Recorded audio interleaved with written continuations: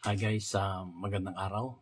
Ito po ang inyong lingkod, si DIY KKB Informative. At gusto ko lang pong i-share sa inyo itong kinontent ni Sir Banatbay. Kasi ito, si Banatbay, napakagaling po nitong content creator. Idol ko ito kaya lang, iba yung niche niya eh. Ang niche niya tungkol sa mga politika, sa mga nagaganap sa palibot-libot. Tayo naman po travel tayo or basketball, mga ganon.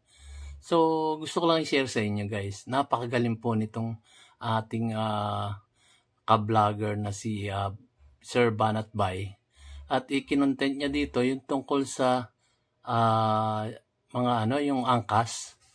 So, yung mga nabalita natin nun, na angkas driver na ng rape di umano ng isang babae na inangkas niya dahil nagpabook siya. Aalamin nga natin kay Sir Banatbay. So, ito na po ang kanyang mga komento tungkol sa bagay na yan.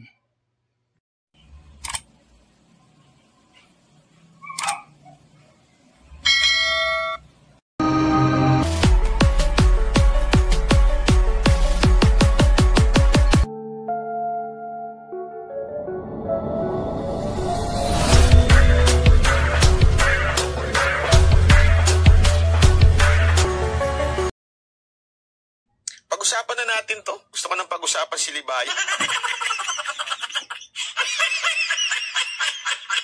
Eto na lang muna bago si Libayan, ha? Eto muna. Inireklamo ng isang pasahero ang rider ng sinakyan niyang motorcycle taxi.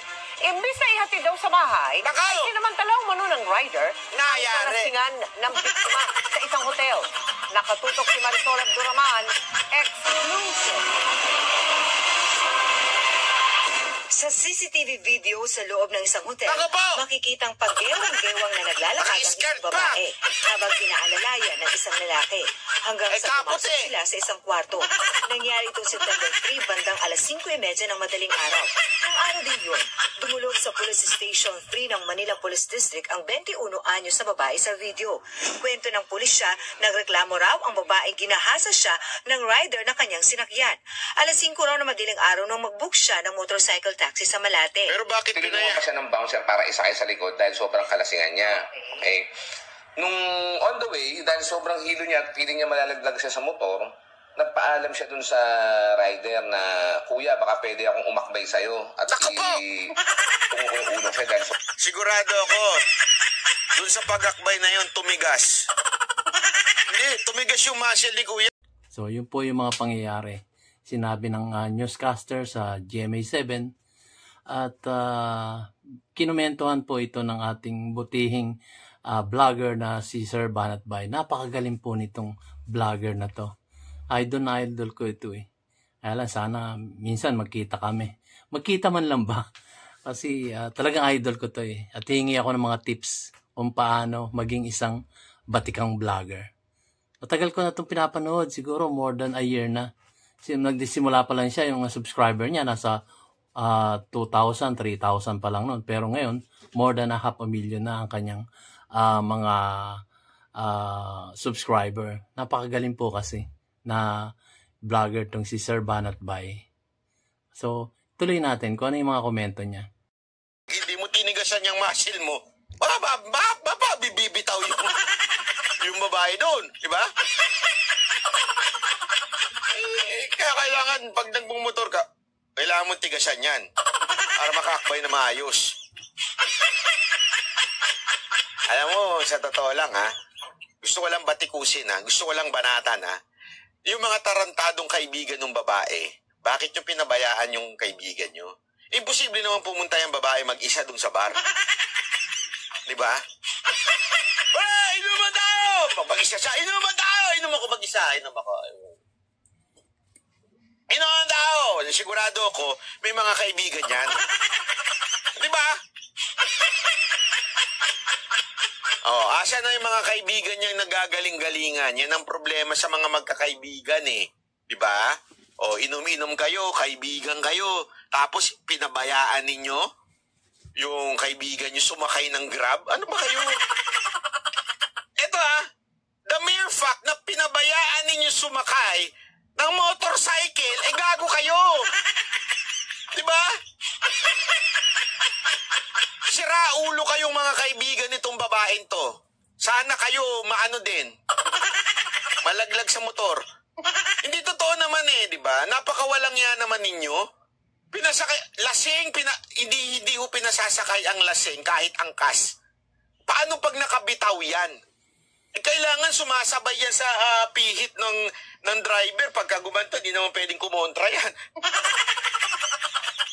At saka, isipin nyo, lasing. Siyempre, paano kung nakaganyan yan, biglang, laglag. Diba? Ako, naiinis ako dito sa mga kaibigan nila Sa totoo lang. Una, naiinis ako, pasensya na kahit biktima yung babae, ano ba namang katangahan yan? Pasensya na hindi naman siya pinangalanan kaya okay lang Sana naman sa susunod na iinom ka, siguraduhin mo na may kasama kang matino. Alam mo naman kami kanta na nga ganyan, di ba? Kapag may alak, may balak. May alak, may balak. Wag na wag kayong tandaan niyo yan. Kaya ako, eto. Kaya yung mga mocha girls, yari sa akin yan. Pag gusto nila mag-aaya silang inom, sabi siya, ang problema, sagot ko pa, inom nyo. Sabi ko, gusto nyo mag-inuman sa cab? Ayun na nga guys. So, ang una niyang binatikos dito, kinriticize yung mga kaibigan. Kasi yung mga kaibigan, pinabayaan talaga. Bakit yung pinabayaan nga naman yung kasamahan nyo? Mga kaibigan kayo Tapos, sasabihin nyo, hindi namin pinabayaan to. Sinakay nga namin sa motorbike Yung pa isa Alam nyo na lasing, sa angkas nyo pa sinakay. Hindi man lang sa grab, mga kotse, mga ganon. So, napaka po. Kaya ingat po kayo sa mga nagiging kaibigan nyo. At lalo na sa mga inuman. Wag na wag kayo makikipag-inuman. Okay lang kung party-party, halimbawa may okasyon. Tapos marami kayo. Or may kasama kayong mga nakakatanda sa inyo na gagabay sa inyo habang kayo nagsasaya sa isang party. Yung mga halimbawa, may magulang doon, mayroong mga nakakatandang magpipid sa inyo kung tama na yan, ganon. So, yun. At ang sunod niyang binatikos dito, bukod doon sa mga kaibigan, yung babae rin. Mali rin naman yung babae. Kaya nga, ewan ko, ituloy natin, Sir Banat Bay, paki-explain pa po ng gusto at pagsabihan niyo itong mga kabataan. Ano na ko katapang? Yun nga lang, kasama nila lahat ng security namin. So, 4 yun. So, iinom sila, nakaseparate sila, kasama yung mga security nila. Sabi ko doon sa mga security, pag yung mga yan hindi nakauwi, maghanap na kayo ng trabaho nyo. Siguraduhin ninyo makakauwi ang mga yan. Hati nyo sa bahay kung kailangan. Siyempre, yung mga mongers, hindi sila makapagsaya kasi hindi sila makapagwalwal. Alam mo mga kabataan kasi ngayon gustong-gusto yung wal tayo, yung walang yung wala akong kaya, gusto ko, ako nang bahala sa buhay ko. Hindi totoo, ganyan na ugali ng mga kabataan Sasabihin nila sa akin, ano naman sir, ang KJ mo naman, ba't may makasama kaming bouncer? Paano puporma yung mga lalaki sa amin? Hindi puporma sila. Bakit? Unless manyakol sila. Pag manyakol talagang hindi ko sila papopormahin. Oo. Walang biro. Kaya nga naiirita ako sa mga ganyan Yung pupunta kang babae ka, mag-isa ka, iinom ka mag-isa. Anong ina-expect mo? Galangin ka? Tapos, ako nagagalit ako doon sa rider na manyakol may kasalanan yun. Dapat pinuputulan ng etit yun Ay, sorry. Yun nga naman. Makikipag-inuman kayo, barkada, tropa, sige. Sama kayo. Pero expect nyo na kung ano yung pwedeng mangyari. Pwedeng molestyahin kayo, pwedeng chancingan kayo, lalo na't wala kayong kasama na, alam sa bahay na lang, pinayagan kayo ng parents nyo, mag-inom kayo dyan, pero nasa bahay lang kayo. At merong nakaagapay na mga matatanda na tuwi-tuwi na mangangaral sa inyo, tama na yan. Kasi sa inuman, di ba? Pagka nasa bar kayo, walang pipiit yan. Gustong-gusto yun ng may-ari ng bar. Inom pa kayo. Kaya lang, tingnan nyo yung nangyari. Isang aral na to. Matagal na nangyayari to. Pero nagustuhan ko lang yung mga komento nitong si Sir Banat-Bay. Napakagaling na, vlogger. So, kung gusto nyo panoorin yung kanyang mga videos, napakagaling. Meron pa po siyang live. Kaya lang, guys, 3:00 ng daling araw yon, mag-uumaga na. Kasi yung kanyang mga live show sa YouTube channel niya. Pero napakagaling po, lalo na sa pagka nag-join kayo dun sa kanyang group. Napakaganda. Marami kayong mapupulot na aral sa politika, sa mga ginagawa ng ating mga politician. Kinikriticize niya, pero magaling. Kaya ako, medyo umumit lang ako ng konti kay Sir Banat-Bay para ipakita sa inyo kung ano yung nangyari dun sa babae, kung ano yung mga naging posibilidad na mangyayari. Kaya, yung nga guys, ingat-ingat kayo. Huwag kayong magaya mga barkada. Tara, inom tayo. Mahirap po yun. Yun, sa bar yun, nag-inuman sila. Di umano, sabi nga ni sa news.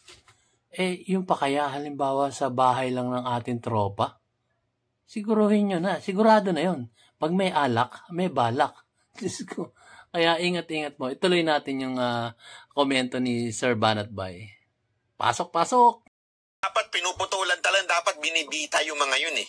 Diba? Walang biro. Pero minsan kasi kasalanan din naman natin. Wag tayo maglokohan. Bakit babae ka ang tao? Pupunta ka, makikiinom ka sa mga kaibigan mo. Tapos iinom ka, magpapakalasing ka, tapos bigla kang sasabihin, kasi minolesta niya ako eh. Tama ka ba? Uminom ka eh. Ano i-expect mo? Magkalaging ka. Ginagalang kita habang umiinom ka. Magalang-galang ka kasi. Kaya inom ka lang yan ha. Ay, ginagalang kita. Tama ka? Kaya nga kayo uminom para bastusin ka eh. Di mo alam? Ngayon mo lang nakalaman yun? Hindi, pasensya na, pero nakakairita eh kung bakit yung mga, minsan kayo mga kababaihan din ng Pag ang lalaki na gayang umiyom sa babae at nilalasing kayo, anong gusto? Mag-pray over after? Halika, manalangin tayo, sister. Sister, pray over kita ha. Kasi lasing ka na, pray over kita. Kaya ka nilasing yan. Gusto ka niyang nyok-nyakin. Hindi, kaya ko pa.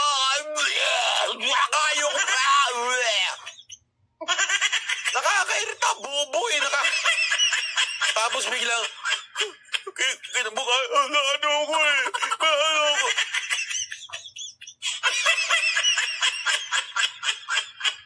Diba? Naku po, pag mga ganyan, minsan, ako naiirita ako dun sa, siyempre dun sa kriminal. Kriminal yung rapist na yan, dapat talagang bitayin yan. Ang bita hindi sa ulo, dito sa ulo ang doon isabit yung tali. Pero sana naman tayo mga kababaihan, wag naman po tayong ganyan. Alam nyo na nga eh, kasi alam mo, kahapon pa meron akong may isang balita, hindi ko na lang na-play dito eh. Teenager din, nakipag-inuman. After ng inuman, ginahasya sa ng mga kasamahan niya. Okay? Tapos, natagpuan na lang tigok na. Sa loob ko, una, bakit pinayagan ng magulang? Pangalawa, bata pa ito ha, as in, minor. Tapos iinom. Bakit? Ay, pogi kasi nung kasama namin. Pogi. Pogi pala, ba't ka nagreklamo? Ayun nga. Diba? Kaya ingat-ingat kayo. Sa mga pogi. Halimbawa, yung mga kasama niyo, pogi sa inuman. Hindi naman kayo type. Umalis na kayo sa inuman. Ano nangyari? Napunta kayo sa hindi pogi, tapos ngayon re-reklamo nyo. Yun. Yung magaling talaga magkomento to si Sir Banat-Bay. Ituloy natin. Hindi kasi di ba ganyan. Hindi, pogi siya kaya nakipag-inuman ako. O edi, you deserve it.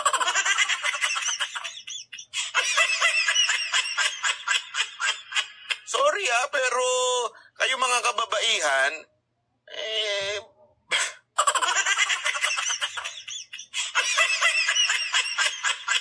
sobrang lasing ko. Nag-okay naman yung rider. Napansin na raw ng biktima na paikot-ikot lang sila hanggang dalhin na raw siya nito sa isang hotel sa Santa Cruz. Hindi ko nga maintindihan, pinabayaan ng kaibigan nila yan, ano? Manila. Doon na raw nangyari umano ang panghahalay. Nang magising daw siya, nakita niyang nagbibihis ang suspect, kaya tumakbo siya palabas ng kwarto at humingi ng tulong. Ang sabi ulit nung victim natin, hindi ko po kilala yan. Nung lalapitan na nung mag-live-in partner yung rider para harangan, bigla siyang sumakay sa motor at humarurot. Kinilala ng pulisya ang suspect na si Maynard Flores. Yan, tandaan niyo yung manyakol na yan, si Maynard Flores Jr. Alam mo siguro itong sising-sisi na to, kasi nakita ko ito, pinost to ng GMA, nakita ko yung hinahunting na ito si Maynard Flores Jr. Ayun nga guys, so babala rin sa mga pogi. Hindi ko pogi kayo, kaya nyo nang gawin lahat ang inyong gusto sa isang babae. Ingat-ingat din, galang-galang din. Ayun. So ituloy natin, Sir Banat Bay. Hindi kasi isipin mo, alam mo, ang laking pagsisisi nito. Kasi yung 5 minutong sarap yun, naku po, mantakin mo, tanggal ka sa trabaho, wanted ka, hindi naman madaling ma-wanted eh. At yung kaso mo, iba non-bailable yan. Tapos pag ikaw, naku po, grabe yung kulong mo. Good luck sa'yo. Sa 5 minutong kalibugan mo, sana naglato-lato ka na lang. Hindi, kaya nga kayo mga kayo mga grab rider, angkas, joyride, o whatsoever na mga yung kalibugan ninyo, huwag nyo dalhin sa pagtatrabaho. Kasi isang ganon, alam mo yun, matempt ka ng isang ganyan, walan ka ng trabaho, makukulong ka, paano pamilya mo? Nakaasa sa'yo. Paano anak mo? Diba? Sira ang buhay mo. Sa 5 minutong kasarapan. Hindi, diba? Naintindihan niyo ibig ko sabihin? Alam nyo, sabi nga sa mundo na ito everything is permissible but not everything is beneficial. Okay? Yun na sinabi ng Biblia, diba? Meron din sinabi pa ako naman. Lahat tayo malaya. Pero hindi tayo malaya sa consequence ng gagawin natin. Tandaan niyo yan. Lahat ng ginagawa ninyo, may consequence yan. Okay? Maaaring yung consequence na yan ay maganda o masama. Tandaan niyo yan. Pag may ginawa kayo, pwedeng maging masama ang mangyari sa inyo o pwedeng maging mabuti. At dahil lamang yan sa kapirasong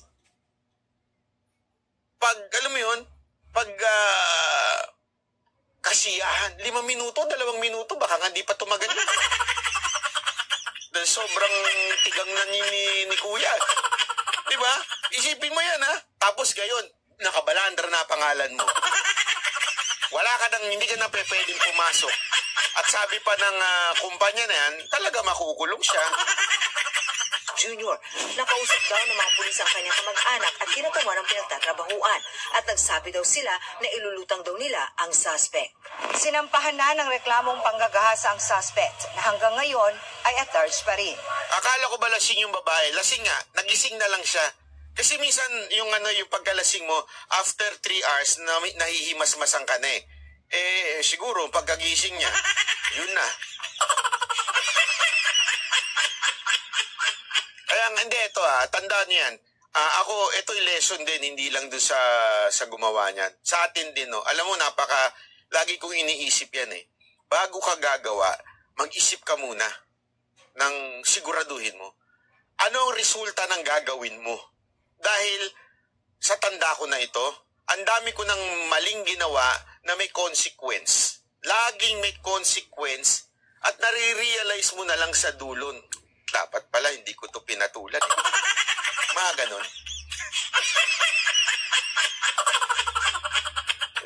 Alam mo yun, buti pala hindi ko siya sinagot eh. Pogi problem. Buti pala, bakit? Taba niya na ngayon eh. Joke lang. Ganun na pala itsura niya ngayon. Mung tumanda siya. Mapapaisip ko, buti na lang hindi ako pumayag magpakasal. Kung hindi, nakakulong ako. May mga ganyang mga kaisipan sa buhay mo na subukan nyo magmuni-muni minsan na mga, hindi, ito, seryoso to minsan pag nagmumuni-muni pag nagkakape kayo, ano ba yung mga bagay na ginawa ko noon na nakita ko na yung resulta ngayon? Okay? Ano doon yung maganda at ano doon yung mali kong nagawa? Tingnan ninyo. Makikita ninyo ay ito, mali itong ginawa ko ito Palpak ako dito. Dapat di ko na ginawa to. Para alam mo na pag dumating uli yun, hindi mo na uulitin. Yung ganong problem, di ba? Pagka umulit, alam mo na gagawin mo. Isipin nyo na mabuti yung kasi marami pang dadaan sa buhay ninyo na magdi-decide kayo. Yun. Kaya tayo guys, mag-isip muna tayo ng ilang beses bago nating gawin yung isang bagay na pagsisisihan natin bandang huli. Kaya halimbawa, yun. Ano kaya mangyayari sa akin pagka ginawa ko to? Kaya ko bang harapin to? Ganon, ganire. So, kung ano-anong mangyayari sa akin, yun ang dapat nating isipin. Yung pwedeng mangyari sa atin. Kahit nga girlfriend natin at ginawa natin ng ganon. At pumayag at tapos bandang huli magre-reklamo pala. So, talo pa rin. Talo pa rin ang mga kalalakihan pagka kayo na ireklamo. Lalo't pag minors, naku po, sigurado. Kahit di nga minors yung binanatan nyo, sigurado yun, kulong pa rin kayo. So, ituloy natin, Sir Banat Bay, go, go, go! Okay, diba? Tumigas siya habang nakayapos sa kanya yung babae. Kapag ganun siya, hindi niya inisip, aking bang aaksyonan etong temptasyon na to? O aking itong lalabanan? Hindi nagpadala siya, di ba? Nagpadala siya doon sa temptasyon niya. Ano nangyari sa kanya? Sira ang buhay. Di ba? Marami tayong ganyan sa buhay natin na road rage. Di ba? Yung nangyari doon sa si ganun.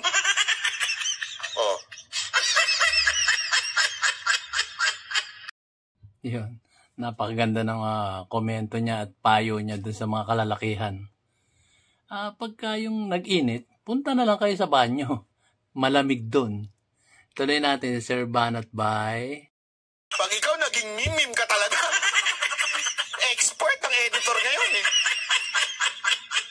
May AI na ngayon Diba? Isipin nyo yun Isipin yung mabuti yun. Diba? Yung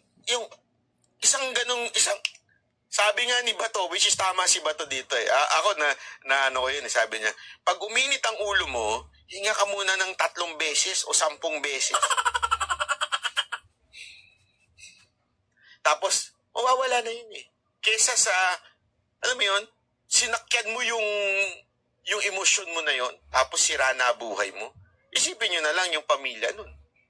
Isipin nyo, tanggal na siya sa trabaho, tanggal pa, baril niya, wala pa siyang lisensya, anong gagawin niya? Manunod na siya sa bahay. Tutunganga na lang siya sa bahay. Hindi nga siya pwede manood ng TV at saka manood ng ng social media. Bakit? Puro mukha niya nandun Diba? So, ano gagawin niya? Manunod na lang ako ng Netflix.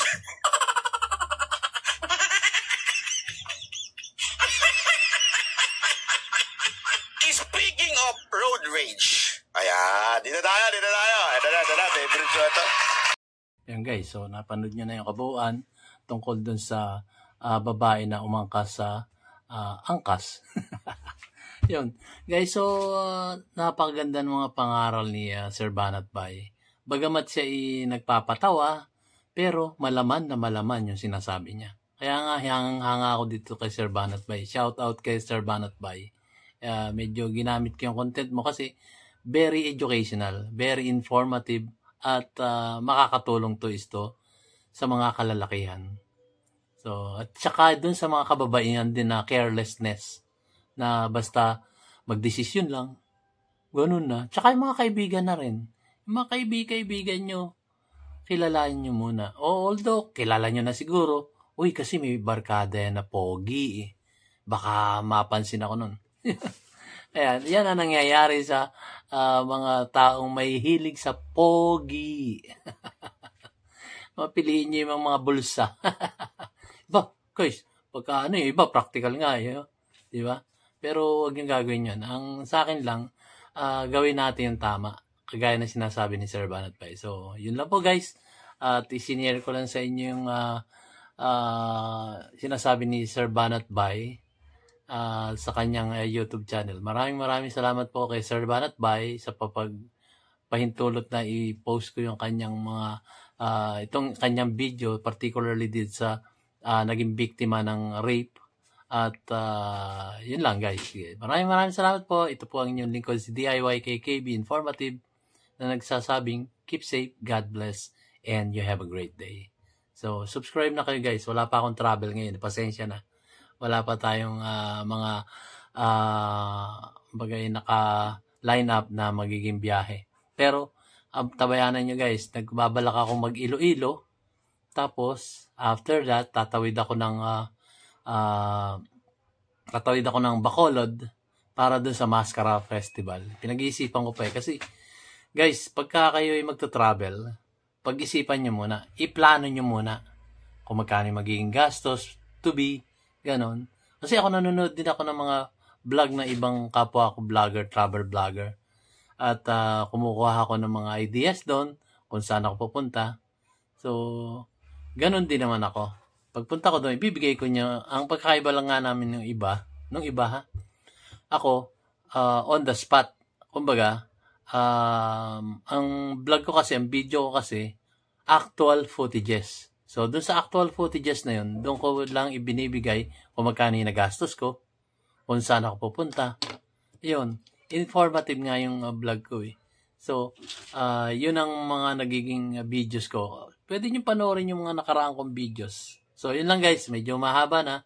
At keep safe, God bless, and you have a great day guys. Bye for now. Subscribe na kayo guys. Palaguin natin tong YouTube channel ko na DIY KKB Informative. Maraming salamat po sa mga subscriber ko. At gayon din naman sa mga future subscriber ko na nanonood ng aking YouTube channel. God bless po sa inyong lahat. Maraming salamat po. Palaguin po natin aking YouTube channel. Thank you. Kita-kits tayo sa ating susunod na vlog. Sukran.